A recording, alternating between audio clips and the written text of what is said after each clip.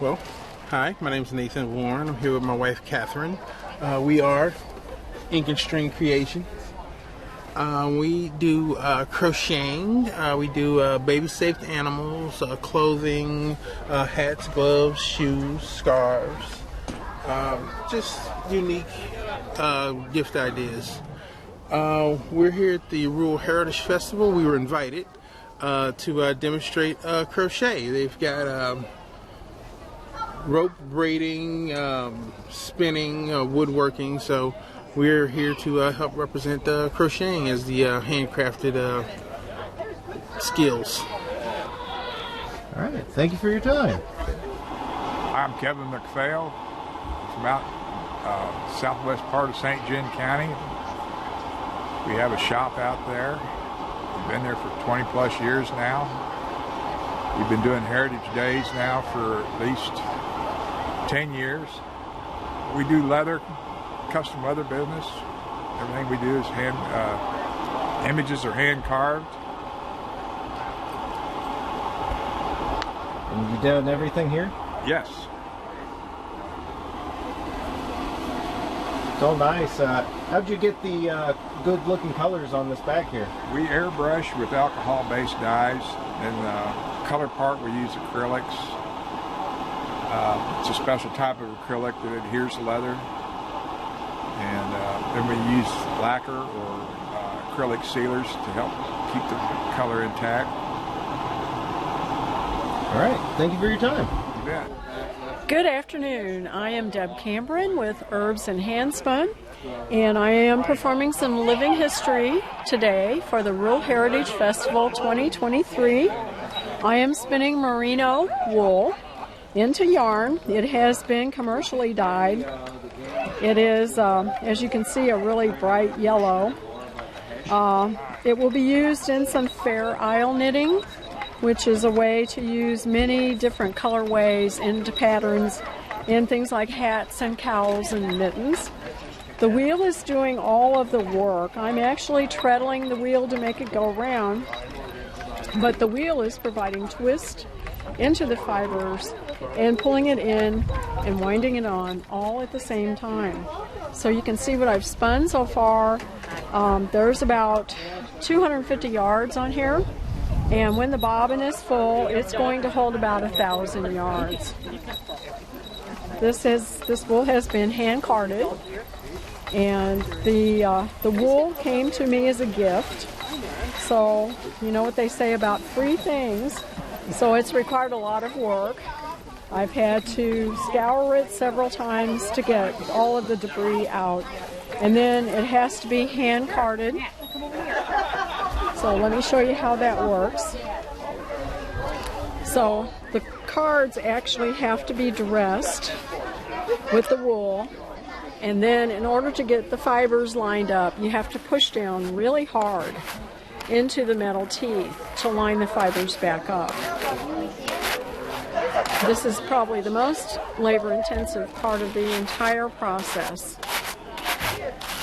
And so now it's ready for spinning. And then all I have to do is pull it off, and then it's ready to actually be spun.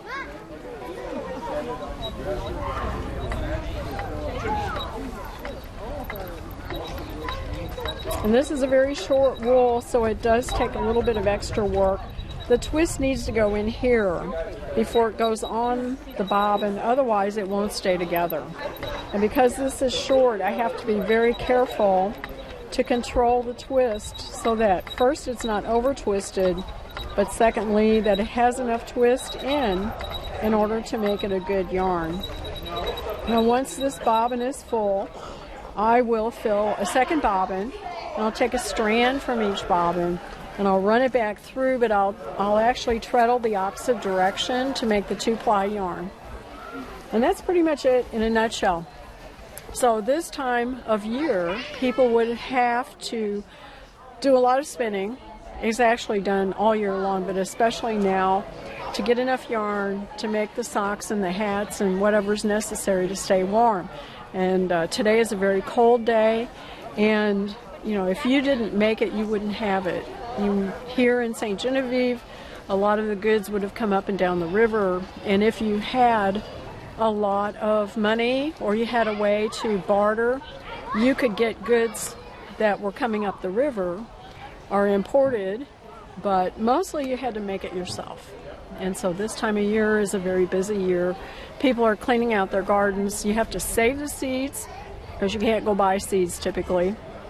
And you're going to have to can everything or put things by, preserve things, dry things, even salt your meat in order to get through the winter.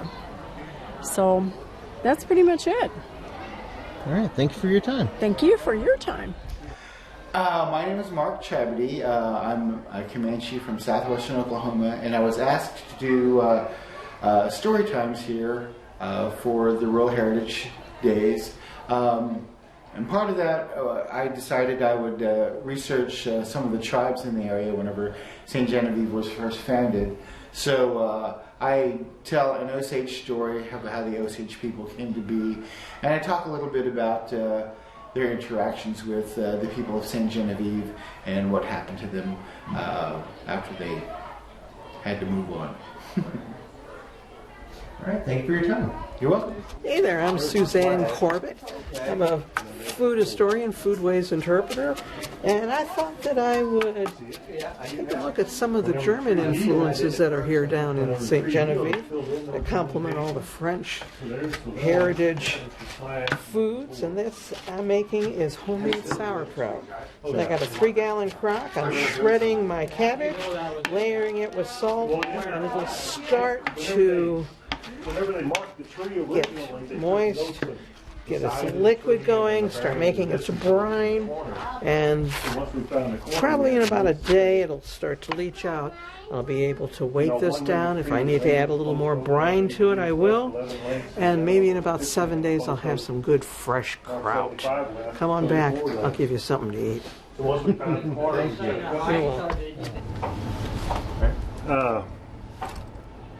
After the Louisiana Purchase, the government came in and they surveyed the land, and they originally wanted it in square miles, so every half mile they would set a postmarked witness trees. This certain corner was set in 1848. They set a post and the witness trees are listed here. We used to do rendezvous where we'd go out in the Forest Service land and we'd get out the compass and chain, do reenacting as they did. And we found the corner and we wanted to check to make sure the witness trees were correct. So we actually cut the tree down to show how you can gather the information, prove it's a witness tree and not destroy the evidence.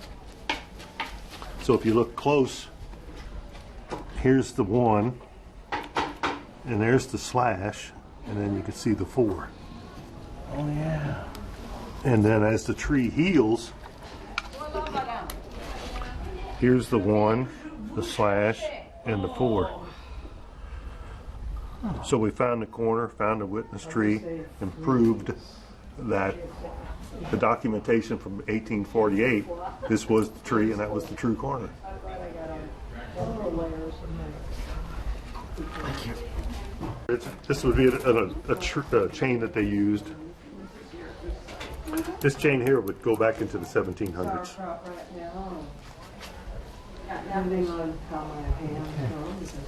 And you are? I'm Jerry Bader. I'm the county surveyor here in St. John County. Come down and join us next year. All right, thank you.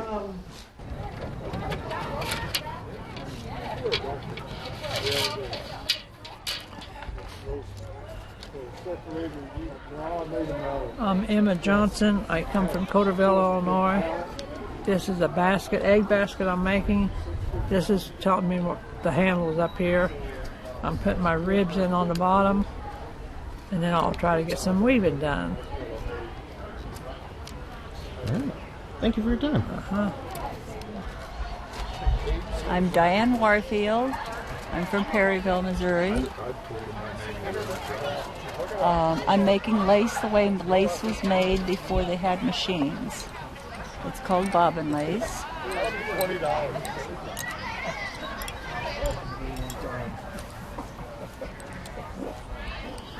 And I've done this event, I think about 5 or 6 years in a row, and my craft is woodworking.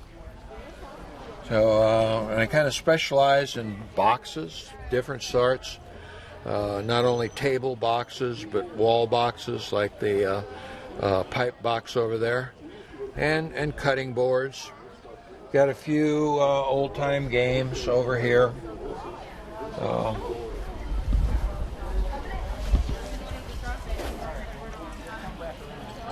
But it's something I've been doing for 60 years, off and on. Made my first box when I was in high school, back in the 60s, and it's just a little hobby. I like working with wood. Pretty much stick with local hardwoods. So a lot of the things I make are made out of walnut, oak, poplar, cedar, common trees here in Missouri. All right, thank you. Can I get your name, sir? Yeah, Ronnie Stellhorn. And from Freeburg, Illinois, which is about an hour and 15 minutes from here on the east side. So the apple press here is mimics what would have been here historically. Like, we do have photos of the historic apple press out of the De La Sioux Curran House. That would have been an apple and a wine press, and so it would have been used for apples and pears that most properties had on their orchards, and wines from the vineyards, and those would have been pressed into ciders, wines, juices, as a way of preserving the usage of them. And then you're going to push it in a big circle. So if you want to grab the handle, push it towards the garage, you're going to have to use probably 2 hands and some super strength. You can do it! You are, Lily. You got this! Yeah! There you go! Oh, that apple. You're big and strong. And then it joins the big old pile of apples at the bottom. Do you want to crank some apples? I'm Terry Johnson, and we're here making ropes. And I'm Clarence Warfield from Perryville, and I'm here making ropes too. We've got a rope machine set up. We're making a special Halloween rope. It's orange and green. I think we've got a young man up that's going to walk up here right now and make a rope for us. I'll take it, yes, you can. Go ahead, they're going to put you on TV. Turn this out. There you go. You will make it rope.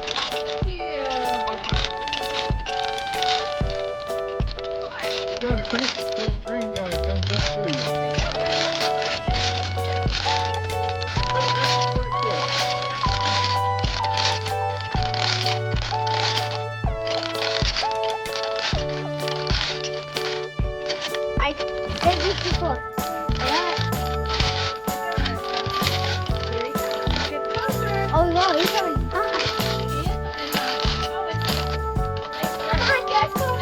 You gonna make a rope? I'll probably be on stand for magnificent. Yes. Let me get this shortened up there.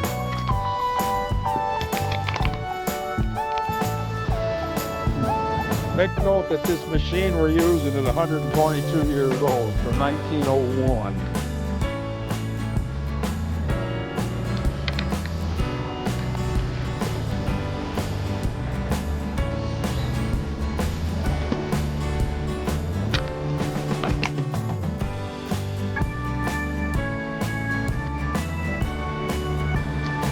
Again, after a 9-year apprenticeship, we got pretty good at it.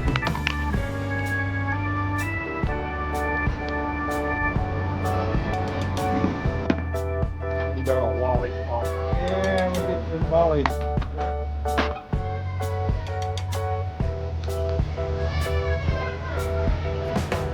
I believe that's the first Ewok I've seen in a while.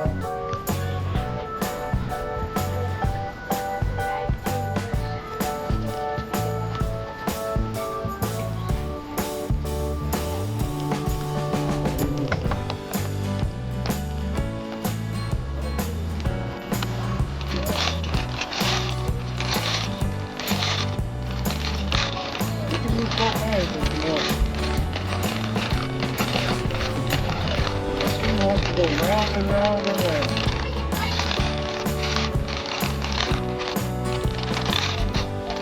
A little help back there, Chris. Yeah, one of these ain't turning up like 10 years.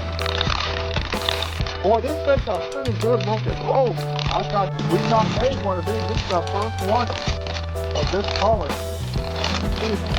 This is a pretty good looking rope. This looks like an orange and yellow rope. Some of the good enough right there.